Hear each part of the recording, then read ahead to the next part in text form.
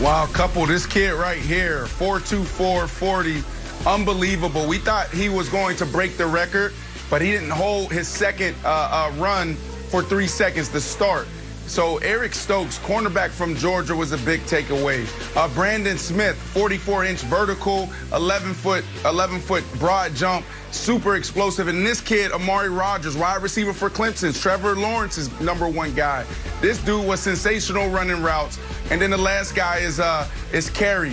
Carey, LSU defensive back, ran a 4.30. A lot of these guys made money. For me, it was everything to give these guys an opportunity, because if that was snatched away from me in 2006, I don't know what I would have done. So great job to all the guys that came out, participated, and made money. That's awesome. It was awesome. Really The well other done, big sort of newsworthy thing here, Nick, you know, if Deshaun goes to the Jets, we heard that Brandon's coming out of retirement. Excuse me, Brandon, how do you feel out there? How was the route? How should Deshaun feel about his new wide receiver? All right, so Wiles, I ran a hitch, I ran a slant, I ran a curl route, and I ran a go. And that was, what, last Friday or so? We did this for the pre-record, and my body is still sore. Yes, Jenna, my body is sore. I don't believe it for one. It is the biggest lie on television that your route running is making you sore. It's the biggest lie on television. Jenna, I know we got to be quick, but if people watch the beginning of this route, Brandon takes an extra step on that stutter. It's supposed to be your go on 6. He went on 7. So it's just, I mean, he's just got to clean some things up there. Brandon, he just got left foot. He's got to clean some things up. Come on. All right, you're in such great shape, buddy.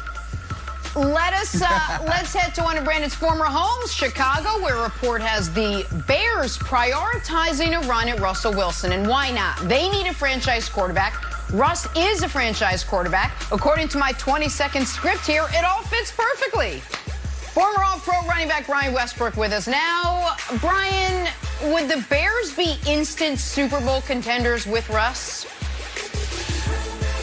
Good morning, Jenna. And I do a little bit instant Super Bowl contenders if you get Russell Wilson. They go from an 8-win team to a 10 or 11-win football team. But there's a couple of things that have to happen in order for that to work. You have to be able to keep Khalil Mack. You can't send Khalil Mack away in the trade. You have to be able to retain Akeem Hicks as well as resign Allen Robinson. If you're able to do that, now that defense is able to get back to that defense they were in 2018 under Vic Fangio, where they were the #1 defense in the league. They were getting after guys as far as takeaway sacks and points as well. That's the type of defense that you need on this football team. But offensively, what Russell Wilson adds for Matt Nagy is it allows Matt Nagy to have some confidence in his signal caller, the guy that's going to have the ball much of the game. It also allows Matt Nagy to be creative, use some shifts and motions and misdirections in his play calls and his schemes. And that's going to put defenses on their heels. So if you're talking about one of the best defenses in the league, an offense that can keep defenses on his heels because of the addition of Russell Wilson, then you're certainly talking about a Super Bowl contender in Chicago. Yeah, absolutely. This was a team that was in quarterback hell last year. Here, Mitch Trubisky, you take the ball. Here, Nick Foles, you take the ball. Here, Mitch, we're going to give you back the ball.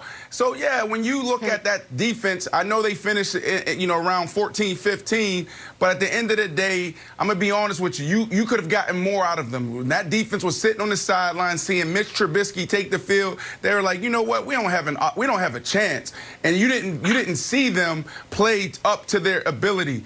When Mitch Trubisky at the end of the season start playing lights out for probably around like 2 games, you saw more out of that defense. So absolutely, he makes them a contender. But what they're going to have to do is they're going to have to shore up that offensive line. They're one of the worst offensive lines in football, and that's one of the reasons why he want to leave Seattle. But they have what they need to go get it done. It doesn't take a lot. You need to have a smart offensive coordinator. You need to have a smart guy who can come in and say, all right, this is how we're going to protect Russ. And then the other thing is they need a Tyler Lockett. So, yes, he loves DK Metcalf, but what really makes Russell Wilson go is that short, small, super fast wide receiver that he can take shots with. That's who Russell Wilson is. That's how he likes to play in the passing game. So if you shore up that offensive line and you go get a Tyler Lockett type wide receiver, you're going to have an opportunity to compete. Because there's some players, Nick, that wins 5 or 6 games themselves, and Russell Wilson is one of them. Exactly right. And so, of course, they would be Super Bowl contenders if they added Russell Wilson. And people have said to me, Nick, you never compliment coaches. You're always crushing coaches, whether it's Luke Walton or Cliff Kingsbury, just drive-bys on these guys. Let me compliment a coach. Matt Nagy might be excellent. I know he's at the very least good. How can I prove it to you? Show this graphic that I think will shock the audience. Matt Nagy's been the head coach there 3 years. Most consecutive seasons with 8 wins in a row. Well, the Steelers, that's Tomlin with Cowher a little bit there, and Big Ben. There's Russ and Pete Carroll. There's Andy Reid and the Chiefs. There's the Titans. That's a surprising one. Oh, the Ravens are on there. That makes sense. You have John Harbaugh. The Saints have had Sean Payton and Drew Brees. The Rams, that's since young genius Sean McVay's there. And then it's the Bears with Mitch Trubisky playing quarterback for the full 3 years. They've been 8-8, 8-8, 12-4. Matt Nagy's 28-20 with a terrible quarterbacking situation. So, of course, if you add a top 4 quarterback in the league, you become Super Bowl contenders. The problem for the Bears is this. They don't have a quarterback to trade Seattle, and they don't have a premier pick to trade Seattle because I know people have memory hold this, but the Bears made the playoffs last year. They were in there. Remember, they lost to the Saints. So, Wildes, I think the trade would have to be something like this. 3 first-round picks plus Roquan Smith and Kyle Fuller. I think you have to give 2 of your best defensive players and 3 first-round picks because you're not going to be able to provide them with a quarterback. If you would do that, I think Seattle would listen, and I think Chicago, even bereft of those assets, would be instant Super Bowl contenders because of the defense, the coach, and most notably Russ. So here's the odd part about trading first-round picks. And, Brian, I want to throw it to you. If Russ is constantly wanting to have more of a say in personnel decisions, how do you balance that with the fact that in order for Russ to go to a team, they're going to have to give up a king's ransom? So then fast forward when Russ is on the team, it's like, we need to get better at position X, Y, and Z. I need more protection. Why don't we draft an offensive lineman to protect me? Like, well, remember, to even get you here, we had to give up all these picks. So how do you think Russ balances that when he is making decisions? Because to me, like, all of these picks, he's like, you're giving up all these picks. I got DK Metcalf here. I'm actually better standing in Seattle.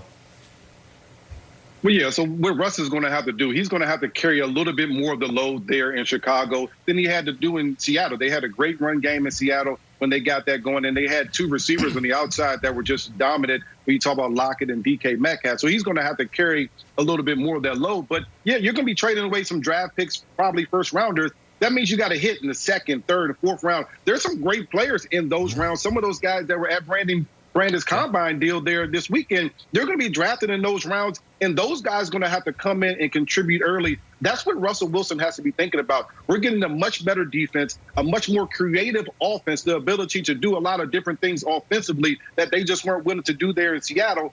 And now we got to make the most of some of these young guys coming in, and we're going to have to draft well. I think this is a great challenge for Russell Wilson, but one that he's certainly willing to accept, because the creativity offensively is going to be much different than what they had there in Seattle. Yeah.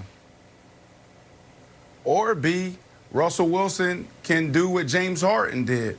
What James Harden did, and I talked to one of his advisors a couple of months ago, he went to the team and said, look, if you trade for me and Kyrie's in that deal, then it's a no deal.